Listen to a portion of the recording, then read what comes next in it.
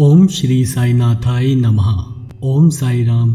मेरे समस्त साई परिवार को बाबा का आज का साई वचन है कि द्वारका माई की धुनी में लकड़ी नहीं बल्कि दुर्भाग्यों, भक्तों के पापों, शारीरिक तथा मानसिक तापों की आहुति दी जाती है। यह वचन न केवल आध्यात्मिक गहराई लिए हुए है बल्कि उसमें मानवीय पीड़ा, आस्था और मुक्ति की परिभाषा भी समाहित है। इसे समझने के लिए हमें साईं बाबा की जीवन शैली, उनके द्वारा स्थापित द्वारका माई और उसमें प्रज्वलित धुनी का रहस्यमय और चमत्कारी शक्ति को समझना होगा।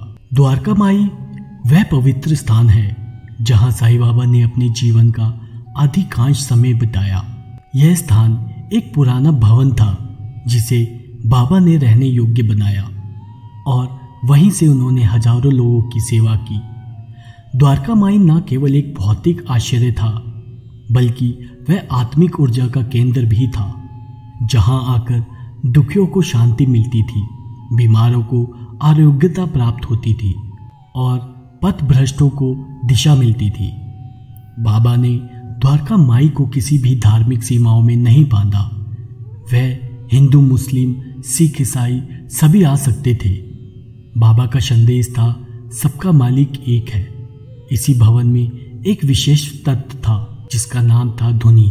साईं बाबा द्वारा द्वारका माई में प्रज्वलित की गई धुनी एक सामान्य अग्नि नहीं थी, वह एक जीवित साक्षी थी। साईं बाबा की कृपा, तपस्या और योग बल की उस अग्नि में बाबा नित्य लकड़ी डालते और उसकी लौ को हमेशा प्रज्वलित रखते।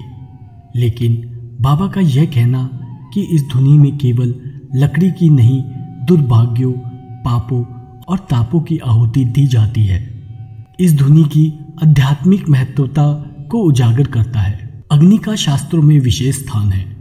वह शुद्ध करने वाली, ताप हरने वाली और परिवर्तित करने वाली ऊर्जा है। जब हम हवन करते हैं तब हम अपनी आहुति के माध्यम से देवताओं को अर्पण करते हैं, लेकिन बाबा की धुनी में आहुति कोई अनुष्ठान नहीं था, वह भक्तों के दुखों को जलाने का माध्यम था।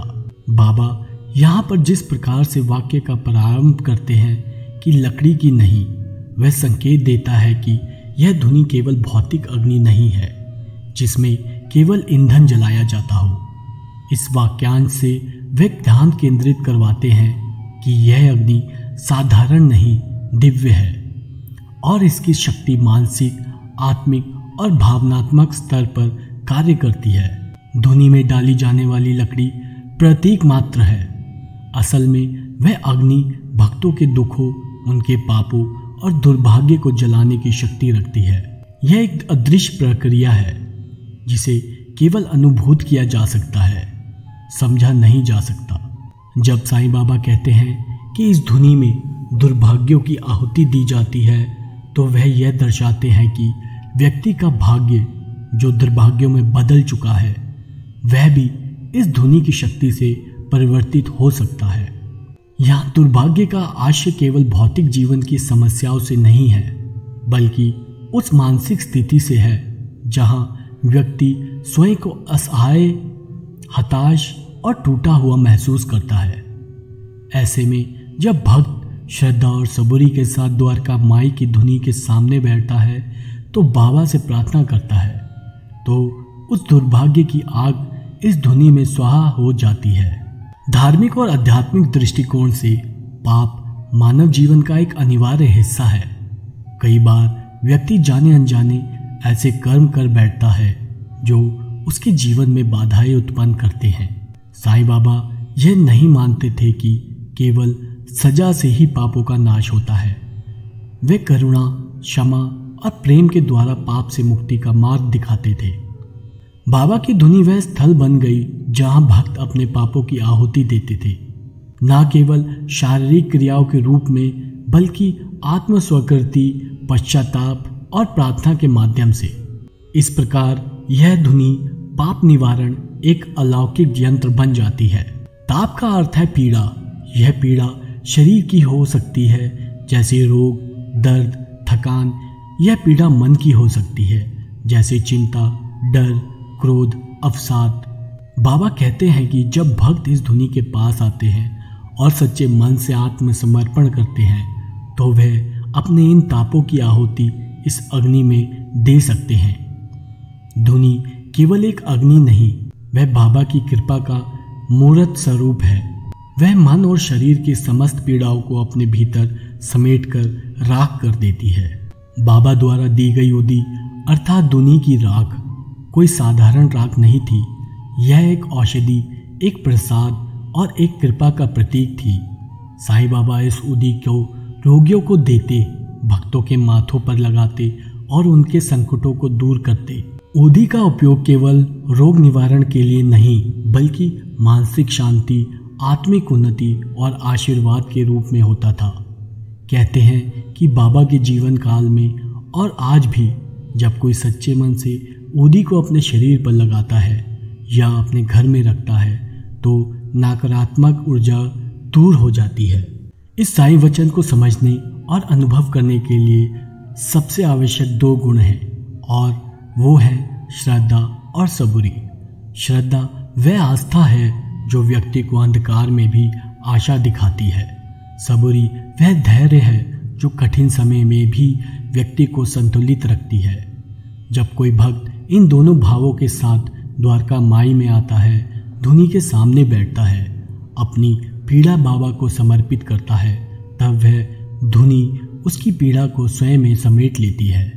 यह केवल एक चमत्कार नहीं बल्कि एक आत्मिक अनुभव भी है। आज जब मनुष्य भौतिकता की दौड़ में मानसिक तनाव, असुरक्षा, भय और रोगों से ग्रसित हो चुका है, तब साईं बाबा का यह वचन हमें स्मरण कराता है कि हर कष्ट का अंत संभव है यदि हम सच्चे मन से किसी दिव्य शक्ति की शरण ले। साईं बाबा की धुनी आज भी शिरडी में जल रही है और हजारों भक्त वहां जाकर आज भी वही शांति, वही अनुभव करते हैं जो 100 वर्षों पहले लोगों को होता था।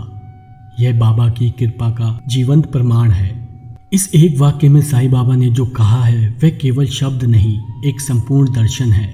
वह बताते हैं कि दुख, पाप और दुर्भाग्य कोई स्थायी तत्व नहीं है, वह परिवर्तनशील हैं, बशर्ते हम उन्हें उस दिव्य अग्नि में समर्पित कर दें जो हमारे भीतर भी जल रही है और बाहर भी।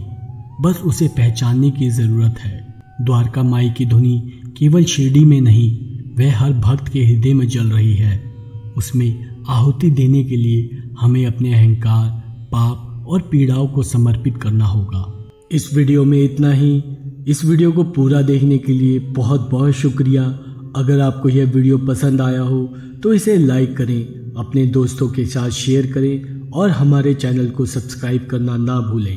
बेल आइकन को दबाएं ताकि आपको हमारी हर नई वीडियो का नोटिफिकेशन समय से मिल जाए।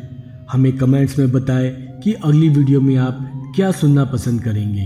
तब तक के लिए धन्यवाद और हम फिर मिलेंगे एक नई वीडियो के साथ। ओम साई राम, जय साई राम।